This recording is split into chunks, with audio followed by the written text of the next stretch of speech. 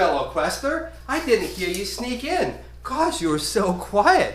Well, welcome to Metaverse Adventures. This is episode 1 of our new series that we're calling In the Play Space. And if you're in VR right now watching this video, you probably feel like you're in my play space. So welcome, I'm really glad you're here. This episode is our very first episode and we're recording it on my original VR camera that I created back in 2014. And if you like this sort of format, if you like coming into my play space and having cool videos about the Oculus Quest, go ahead and let me know in the comments below. And if I get enough people interested, I'll upgrade my cameras to the very latest that takes full advantage of the resolution that the Quest has to offer. So please let me know in the comments.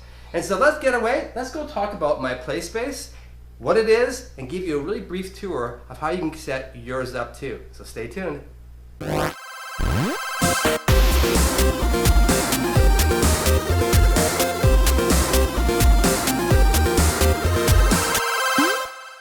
Alright, the first thing I want to talk about is my play space, and let's start off by looking at the dimensions of this play space. Now, as you probably know, Oculus recommends that if you're going to be having a room scale experience, you want at least a 6.5 meter by 6.5 meter space. That's about 3 by 3 meters for those in the metric system. Now, I would say that's really the absolute bare minimum and probably not very playable. And the reason being is that when your arms are out like this, the span from arm to arm is getting pretty close to 6 feet, maybe more in some people's cases. And that means that if you're out to swing for something, you're going to get that grid line, the Guardian System grid that comes up. Those squares are sort of teal color. And so by having a space a little larger, you can avoid that more. So let me give you a few tips. My play space, and I don't have a very big home, I'm here in Vancouver. Houses are rather small. A lot of apartments here, it's more like New York or San Francisco or parts in Europe. We don't have 1,000 square foot home. In fact, this is my living room and it's only 10 feet across and 10 feet deep, my play space. That's the maximum. That's from wall all the way to wall. And so you'll notice if you look on the ground here, I actually have these play mats. These play mats, when you measure them out, are actually 8 by 8 feet. So 8 feet across, right? 8 feet across, and it's the same going across the other way.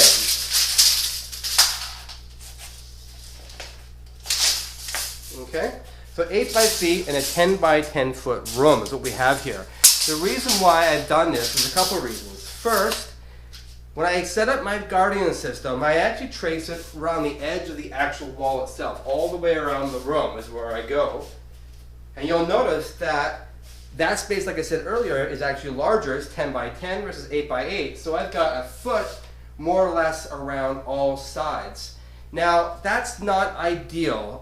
The way that Oculus recommends is that the edge of your Guardian is at least 2, if more like 3 feet away from hitting something. So technically, I mean 3 feet away from this wall over here, let's go this side, is right there. So they're saying that should be the end of my play space right here. And on this side, that'd be right here. So that's it. That would be the only space I could have in a 10 by 10 foot room. It's too small.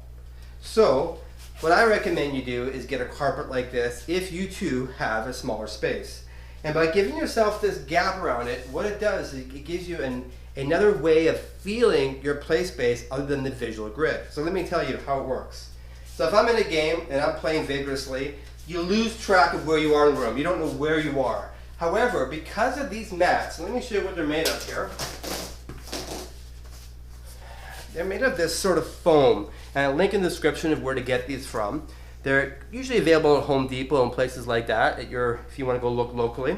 They're about ½ an inch thick, about a centimeter thick, and as you can see, it's made of a squishy sort of foam. And they interlock together, and they come in 2 by 2 foot sheets, 2 foot square, and they interlock, as you can see. Now what's nice about this, because of the material, it's quite warm on the bottom of your foot. It's quite toasty. And so when you're playing VR, and it's also very squishy and nice and soft, which is really nice to play on, but when you're in VR and you have to just step back off the play space, because of the temperature difference on the floor, and I have a engineered wood floor, it's much colder than the tiles. So I put my foot back here, I instantly know that I'm walking out of my play space. And I really appreciate that. It really saves me in such a small space from accidentally hitting the wall. And so this is something that I recommend you do. Now, you don't have to use these tiles. You could use a carpet, but whatever you use, you want to have something that has a pattern in it. Now you can see here like a multi-different colored tiles here. And the reason why that's so important is that when you're looking straight down, if you had just a plain carpet, just all one solid color, the Oculus Quest could lose its tracking. It tracks by looking at kind of contrast and corners and differences in the environment. And when it's all one color, it gets kind of lost. It doesn't really know what it's looking at. So by having these pattern like this, these different colored tiles, it really improves the tracking. And in fact, that's why over here on this wall, I have this poster. I originally had the wall white. And I would remember when I was using VR, if I was facing that way and I was close to the wall looking at it, I would find that it would get lost, the tracking would lose, it would kind of get all janky on me. And that's when I realized that I had nothing to track, it was just too much white. So by putting up just this one poster, it solved that problem. And that solved all the room. On the safety side, on this window here, and you'll be able to see yourself, I believe in the reflection. There you are. I have these curtains. Now these are made of a Teflon material, and the reason why I bring these down is I don't want to put my fist through these windows. And I know that sounds ridiculous, like why would you do that? But as you probably know, if you're a quester, when you're in the heat of a battle in a game and you're out to strike something, the last thing you're thinking about is there a window there? So by having these curtains down, it just helps to prevent me from putting my fist clear through the window. If I do happen to hit it and crack it, I've got some protection. Now, that goes the same for maybe art that you have on your walls. If they have a glass front or you have a mirror in your wall somewhere, you're going to want to cover it up if you can, or even better, take it off the wall. You don't want glass anywhere because you probably will hit it eventually. You can pretty much look at your play space and say you're probably going to hit every single thing in here at some point. And if it's not okay to hit that, if it's an expensive item or something that's going to really badly injure you or another person, you're going to want to move it out of your play space, cover it up if you have to, or just change your play space if you just can't. And I mean that. You will hit it eventually. You just will. You know, years of playing VR in this space, you're going to have accidents. So really have a good look around. And in my world, I've made it really safe. The only area that's any consequence is the glass. Like I said, I have these Teflon shields. If you don't have a Teflon shield, a really thick curtain can help. Anything that will stop the full brunt of your fist going into the window, at least soften it, and if it does break, not slice you open. So that's the idea. The other thing I've got in here, as you can see, are these lights. Now you don't have to use lights like these. These are just ones I have from my past days doing DJing. And they are just enough light to give my play space enough brightness that the Quest can see. Now, when it gets dark in the house, sometimes I turn on one of my studio lights, like I have here right now, shining on me, or I turn on my kitchen lights plus these, and that's enough. If I don't have those, and it starts to get dark in the house, the Quest will lose tracking. So you want to find a place that has reasonably good light. It doesn't have to be super bright, but it can't be dim either. It has to be good enough to basically read. If you can read a book, it's probably going to be bright enough for your Quest. The other thing I have in this room are some TVs, and so when I look around, I know that I'm going to eventually probably break one of my TVs, and I've taken that risk, I've calculated it, and I'm okay with that. They're not very expensive TVs. The one is my primary one is it's the back of it that I see over here. So if I hit the back of it, not such a big deal. The other one is screen out, and it's a good chance that one day someone's going to put their fist through this TV.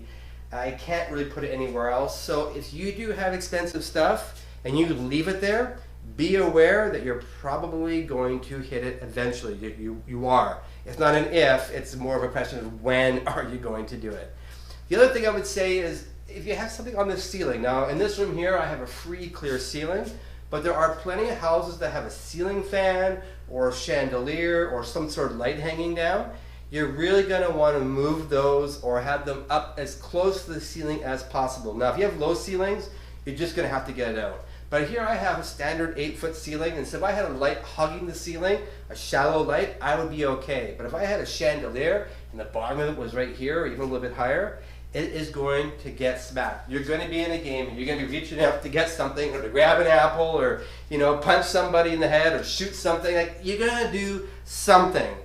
Who knows what it's going to be, but you're going to take that down, or worse, if it's a ceiling fan, you get your arm caught in that and, you know, do some serious damage. And if you've seen any of the people on the subreddit Oculus Quest, there's been some injuries. In fact, one fellow just last week was on Richie's plank, lost their balance, hit the back of their head right here on a corner of a wall, and they ended up getting 9 staples in their head. So serious stuff. And if you may have heard, there's a fellow in Russia who fell over into a glass table and died. So this is serious stuff. You really want to make sure you have a safe play space. Now, that also includes things like doors that go to basements or doors that go outside and down off to a steep area. You got to make sure those are shut. Now, I'll tell you a story that I had a couple of years ago. I was playing Rec Room, and I was playing the paintball. And I was in there, and in quite the heat of the battle, and I was backing up to go behind something, and I stepped right out of my front door. It was a hot summer's day, it was wide open, and luckily I didn't fall down the 3 or 4 steps that were on the outside. For some, that might be a lot more of a drop, or that could be your basement door.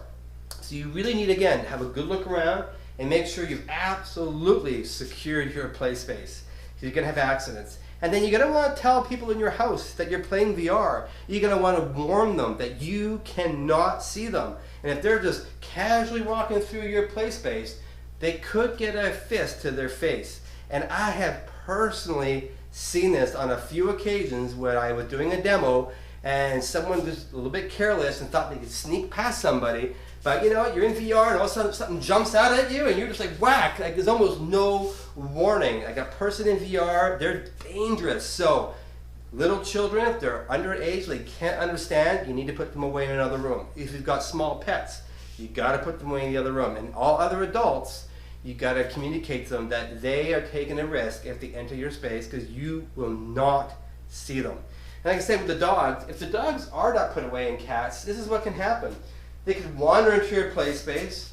You could be walking backwards in a game, trip over them, go through a window, and fall out, or down some stairs, or fall into something sharp. Like, the risk here is pretty high. So really, really think about your play space and make safety your top priority, and then let loose. And like I said, with this kind of method, I find I can really let loose. I know where I am. I know when I go over the edge. I know how big it is, so I can scoot myself back. And of course, the Quest has a bit of a nose gap for most of us. And that's another benefit of these colored tiles, is I always know where the center is. It's easy to see where it is based on how I set up these 4 tiles in the middle.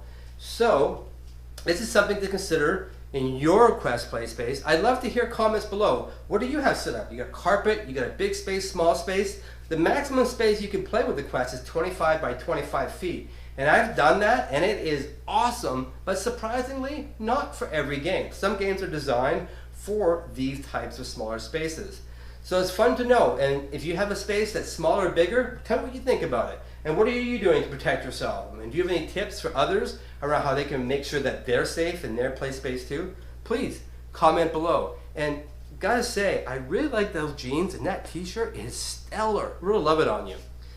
Now, I normally say I'll see you in the Metaverse, but I guess we are in the Metaverse, so I guess I'll see you in the next Metaverse. Bye for now.